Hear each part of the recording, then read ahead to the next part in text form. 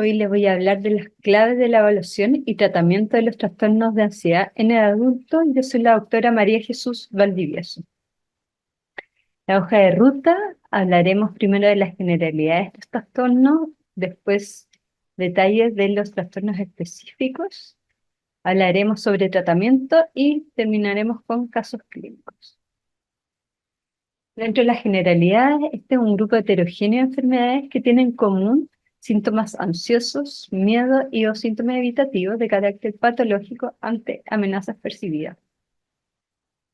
Nos referimos a miedo a la respuesta emocional ante una amenaza inminente. Esta puede ser real o imaginaria y tiene un rol adaptativo que permite protegerse.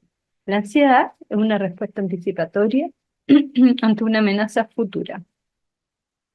Hablamos de ansiedad patológica cuando esta provoca un sufrimiento excesivo, aparece en un contexto inmotivado o es desproporcionado al estímulo, tiene una duración desproporcionada, sin relación temporal con el estímulo o altera la funcionalidad de la persona, no es adaptativa y no se ajusta al contexto cultural. La ansiedad puede generar distintos síntomas cognitivos como el foco en la amenaza, una preocupación excesiva, se subestiman los recursos personales, hay un sentimiento catastrófico. Dentro de lo emocional puede haber nerviosismo, miedo o un pánico ansioso. Dentro de los síntomas físicos puede haber tensión muscular, sudoración, palpitaciones, desmayo, dolor al pecho, disnea o otros síntomas gastrointestinales. Y genera cambios conductuales como evitar la amenaza, este fight que es lucha, flight, irse, o freeze que es congelarse, y se tiende a buscar refugio. A nivel mundial se dice que un 4% de la población tiene actualmente un trastorno de ansiedad y es el trastorno más frecuente de salud mental. En Chile, la ansiedad como síntoma es el principal malestar psicológico, está presente en un cuarto de la población y se ha visto que ha ido en aumento en los últimos años. La prevalencia de vida de los trastornos de ansiedad es de un 7,3%. Y la mayoría se presenta más en sexo femenino, salvo el TOC que es más en hombres. Importante tener en cuenta los diagnósticos diferenciales a nivel de salud mental, el uso de sustancias y también el trastorno de personalidad. La personalidad limítrofe suele acompañarse con síntomas de ansiedad y la fobia social podría confundirse con trastorno de personalidad esquizoide o evitativo. En el área médica, tener presente lo endocrinológico, como el hipertiroidismo, feocromocitoma, la hipoglicemia. En lo cardiológico, las anginas, los infartos, las arritmias, como palpitaciones. Respiratorio, enfermedades que puedan dar disnea, como EPOC o asma. Dentro de lo hematológico, las anemias. En lo neurológico, la epilepsia, hay que tener presente si hay cambio o no de estado de conciencia. Y como estado fisiológico, el embarazo. Dentro del estudio básico se recomienda un hemograma, glicemia, TSH, electrolitos y para todos los pacientes idealmente un electrocardiograma y el estudio específico dependerá de la patología que sospechemos. Ahora vamos a ver los distintos tipos de trastorno de ansiedad. Son varios y iremos conversando uno a uno. Y los últimos dos, que es el trastorno de ansiedad y por separación, y el mutismo selectivo, no hablaremos tan específico porque suele aparecer más en población infantil. Aquí, como dije anteriormente, la ansiedad de separación y el mutismo selectivo suelen ser generalmente inicio en la infancia, igual que las fobias, pero en general las fobias también pueden pueden aparecer en la adolescencia. Y los trastornos de pánico, la agorafobia, el trastorno de ansiedad generalizada, generalmente son de inicio en la adultez. El primer trastorno que vamos a hablar es el trastorno de crisis de angustia o de pánico, como suele decirse. Se habla de crisis de pánico al medio intenso que lleva un pico en minutos y está asociado a síntomas somáticos y o cognitivos, tales como palpitaciones, sudoración, temblor, disnea o sensación de ahogo, sentirse atragantado, dolor torácico, náusea, dolor abdominal, mareo, polipotimia, escalofrío, parestesia, desrealización, miedo a perder el control o volverse loco, miedo a morir. Estas pueden ser nocturnas y puede ser parte tanto de un trastorno de pánico o asociarse a otra causa médica, al uso de sustancias, que es importante tenerlo en cuenta, y a otras comorbilidades psiquiátricas. Definimos como trastorno de pánico a crisis de pánico, que estas son recurrentes e inesperadas, asociadas a los síntomas somáticos y cognitivos anteriormente mencionados. Y al menos una de las crisis debe ser seguida por un mes de miedo persistente o preocupación a tener una nueva crisis de pánico y cambios conductuales maladaptativos. Secundarios a las crisis, que estos suelen ser conductas más evitativas. Y tener presente que la causa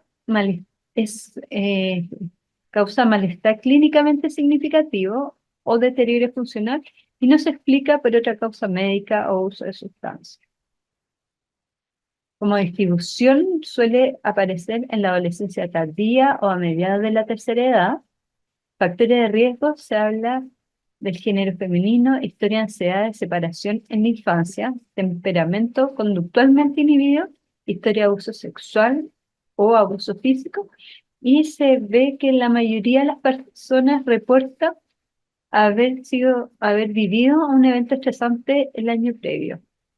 Dentro de las comorbilidades psiquiátricas, estas son frecuentes y principalmente se asocia a trastorno depresivo mayor, trastorno de uso de sustancia u otros trastornos ansiosos.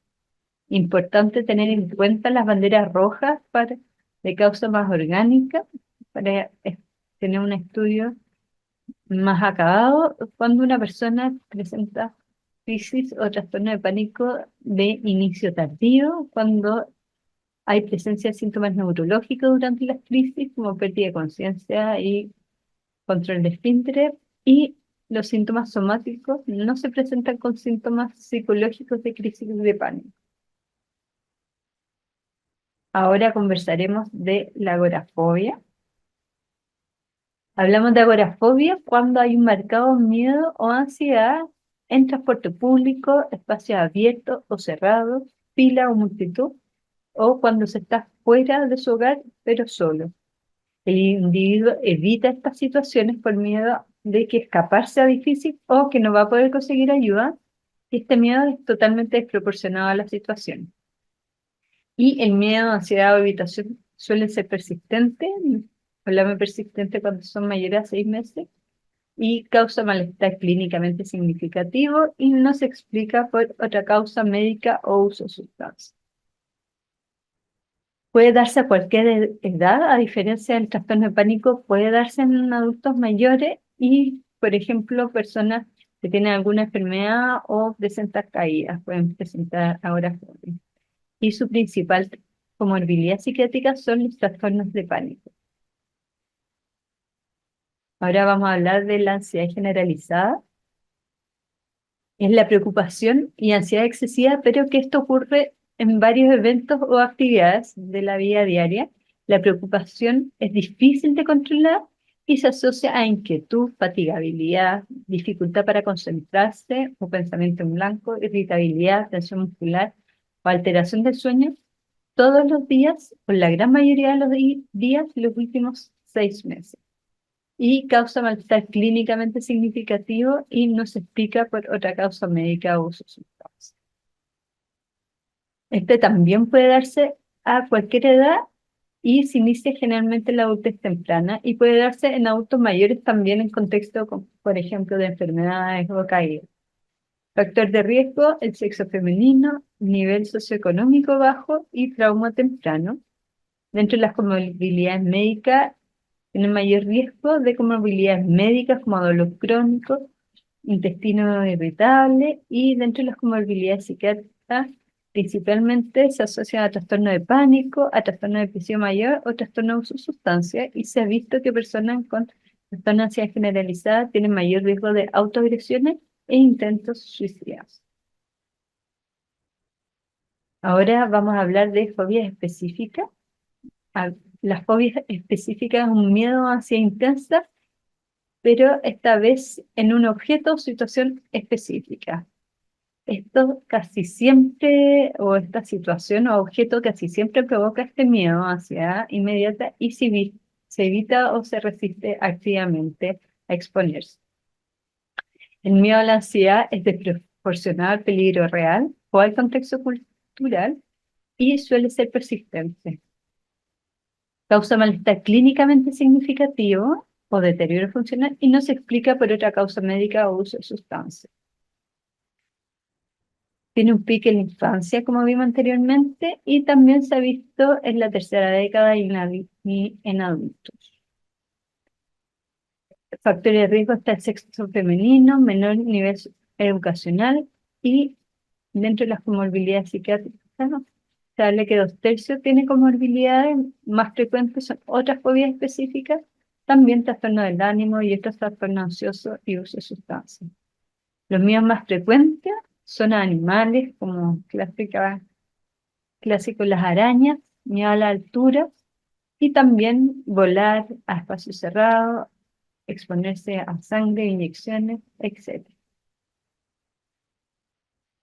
La fobia social o trastorno de ansiedad social, tiene sus nombres, es un miedo o ansiedad marcada relacionada a situaciones donde el individuo está expuesto al escrutinio de otros.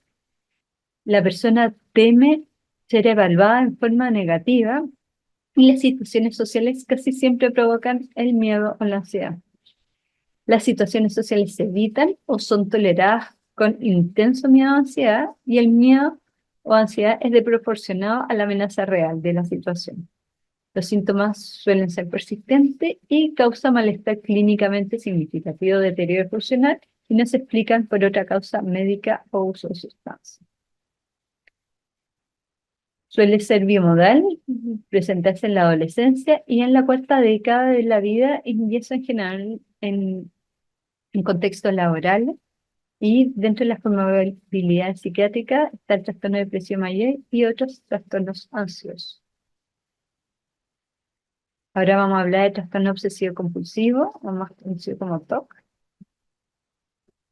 Y se caracteriza por tener obsesiones, que son pensamientos, impulsos o imágenes recurrentes que pueden causar ansiedad o malestar significativo y se experimenta como intrusivos, como algo que llega sin uno quererlo. Y las compulsiones, que son comportamientos u operaciones mentales en respuesta a esta obsesión y se realizan para disminuir la ansiedad que generan. Presentan una pérdida importante de tiempo, se habla de mayor de 1 hora al día, y el malestar es clínicamente significativo o interviene marcadamente con la rutina diaria.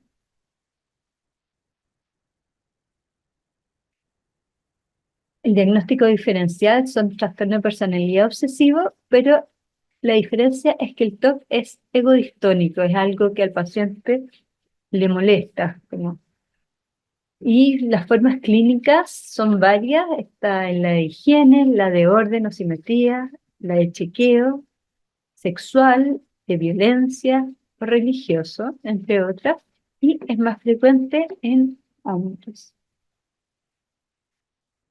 Por último, vamos a hablar del trastorno por estrés agudo y estrés postraumático. Aquí los puse juntos porque tienen varias similitudes. Ambas se generan luego de una exposición directa o indirecta a un evento traumático y presenta síntomas intrusivos, que estas pueden ser pesadillas, sueños vívidos, reexperimentación del evento, síntomas de evitación, que se hace un esfuerzo por evitar recuerdo, cosas o personas asociadas al evento, síntomas de hiperalerta como insomnio, irritabilidad, hipervigilia, alteración de la concentración, ánimo negativo y síntomas disociativos como una percepción alterada de la realidad o dificultad para recordar aspectos que estuvieron cercanos al evento traumático. El trastorno por estrés agudo, los síntomas suelen presentarse desde el tercer día al mes del evento traumático. En cambio, el estrés postraumático, los síntomas suelen aparecer después de un mes del evento traumático Incluso se ha visto casos que aparecen años después del evento traumático. Estos síntomas causan alteración significativa de la funcionalidad y no se explican por otra causa médica o uso de sustancia. Y ahora les voy a hablar sobre estrategias de tratamiento. Como podemos ver, aquí la gran mayoría de los trastornos de ansiedad se benefician de psicoterapia y en general la que más se ha visto que tiene evidencia que ayuda es la terapia cognitivo-conductual y las fobias, la agorafobia o fobia específica se benefician de la terapia de exposición. Y el trastorno de estrés postraumático, hay una corriente que del MDR, que es la terapia de desensibilización y procesamiento por movimiento ocular, que ha tenido también buenos resultados.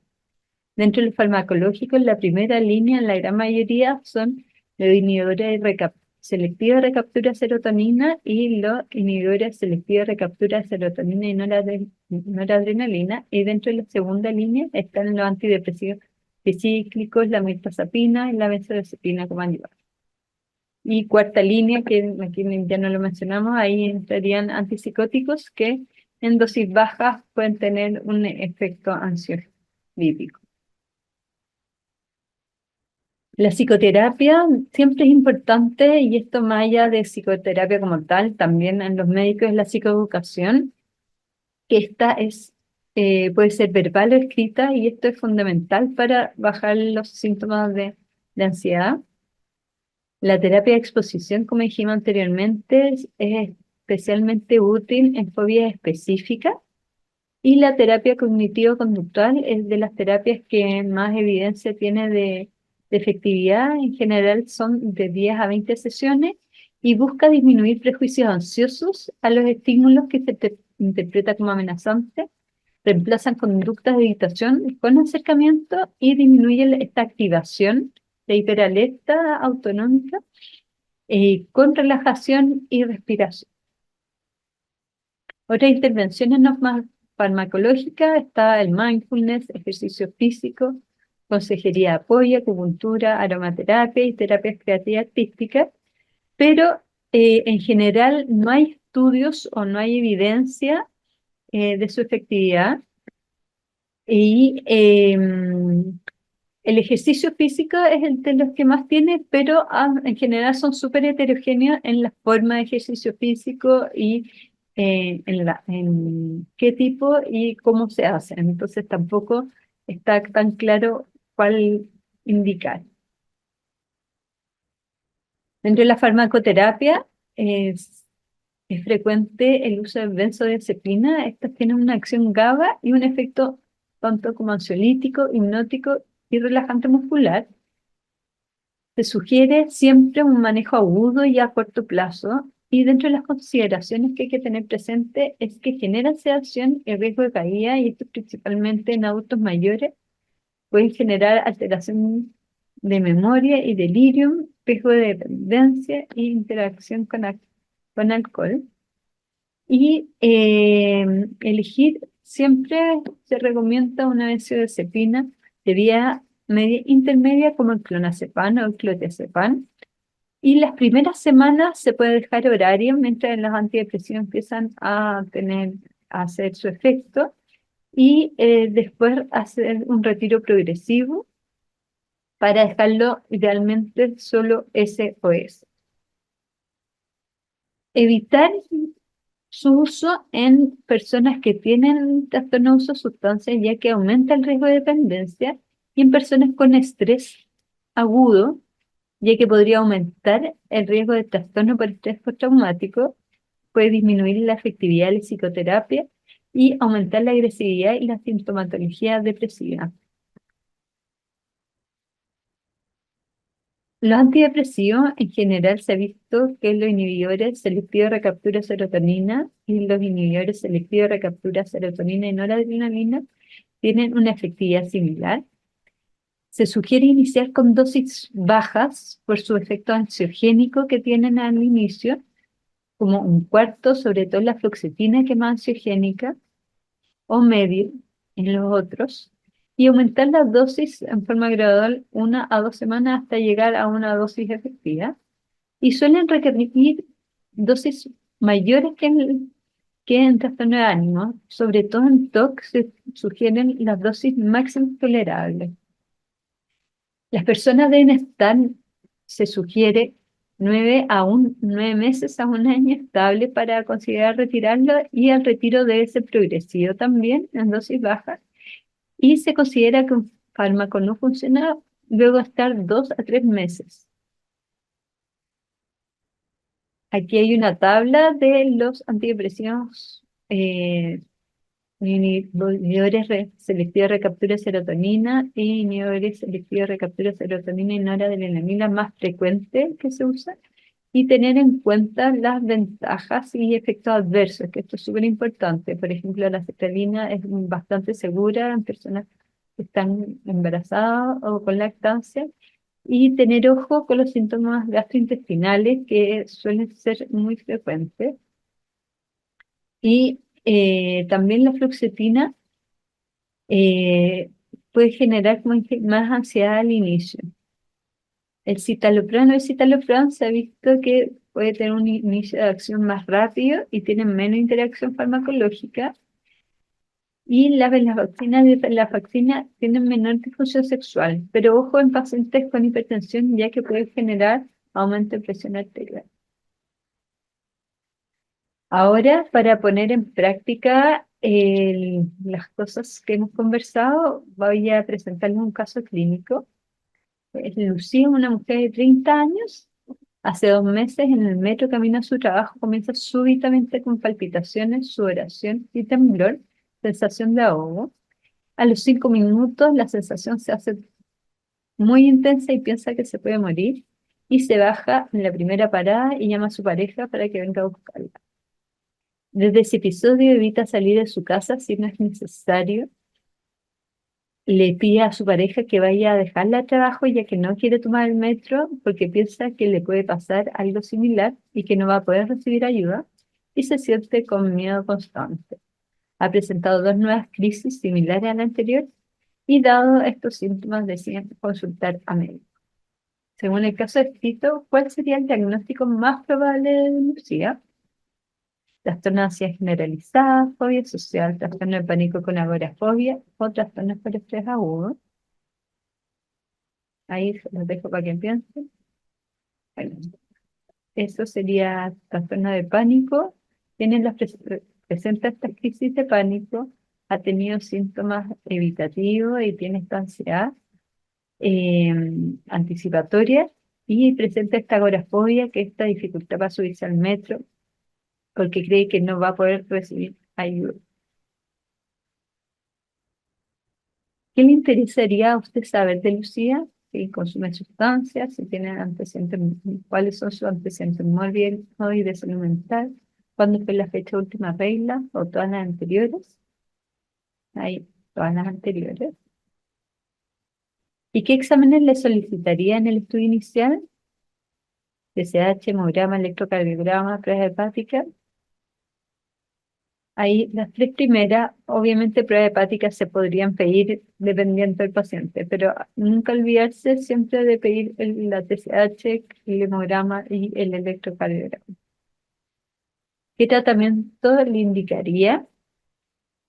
Psicoterapia de exposición, antidepresivos tricíclicos, psicoterapia, antidepresivos de inhibidores de recaptura de serotonina o solo benzodiazepina. Como vimos en la presentación, estos pacientes se benefician de psicoterapia. En general, la cognitivo-conductual es la que ha tenido más evidencia, y dentro de la primera línea estarían los antidepresivos de inhibidores de recaptura de serotonina.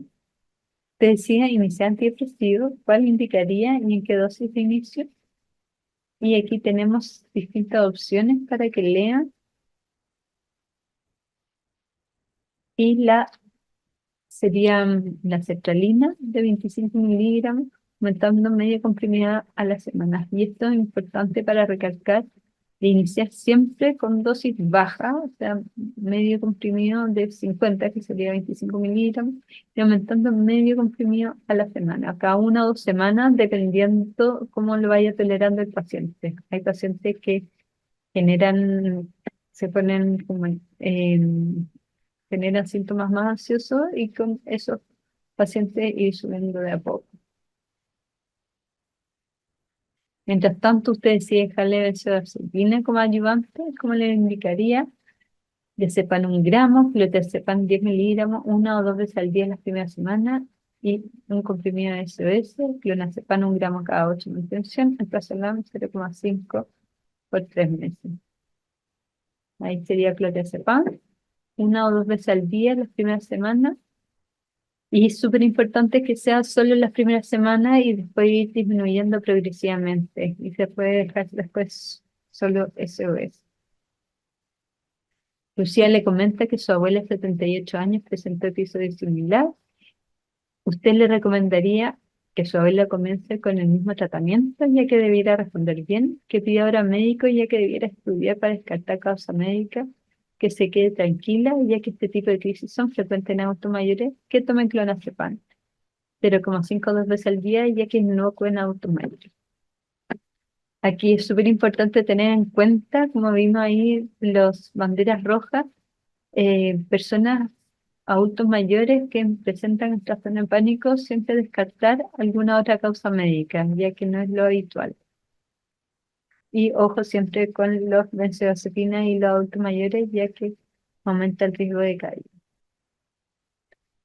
Ahora sí, ya estamos finalizando, y para terminar de procesar toda esta presentación, les voy a comentar cuáles son las ideas claves para que se queden. Saber que los trastornos de ansiedad son la patología de salud mental más frecuente en nuestro país y en el mundo.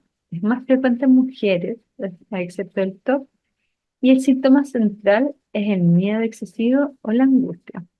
Importante tener en cuenta los diagnósticos diferenciales, tanto médicos como de salud mental, y realizar idealmente en todo paciente un estudio básico inicial. El principal tratamiento que se recomienda es la psicoterapia combinada con psicofármacos. Es importante no solo psicofármacos, sino que en la psicoterapia va a ir bajar un poco todos estos síntomas, tanto cognitivos como emocionales, y ir procesando este miedo y esta ansiedad, asociado al psicofármaco, que va a ayudar a bajar estos síntomas. Pero súper importante el rol de la psicoterapia en este tipo de pacientes. Y salvo en fobia específica, que aquí los psicofármacos no tienen evidencia de efectividad, sobre todo ahí la terapia de exposición es la que se ha visto que tiene mayor efectividad. El tratamiento farmacológico de elección son los antidepresivos, pueden ser inhibidores de recaptura de serotonina, y la elección dependerá del perfil del paciente y de las ventajas y efectos adversos de cada fármaco. Siempre iniciar en dosis bajas y aumentar progresivamente por el efecto ansiogénico inicial y estos síntomas adversos. Entre más lento uno les empiece, mejor va a ser la tolerancia. Y las benzodiazepinas se pueden usar como coadyuvante en el inicio del tratamiento, pero se recomienda que sea de manejo agudo y a corto plazo. Ahí las de preferencia son la de vía media e intermedia, como el clonazepam o clotazepam, y evitar en pacientes con trastorno por estrés agudo, ya que entorpece el tratamiento y puede empeorar los síntomas. Eso sería. Le agradezco su atención. Adiós.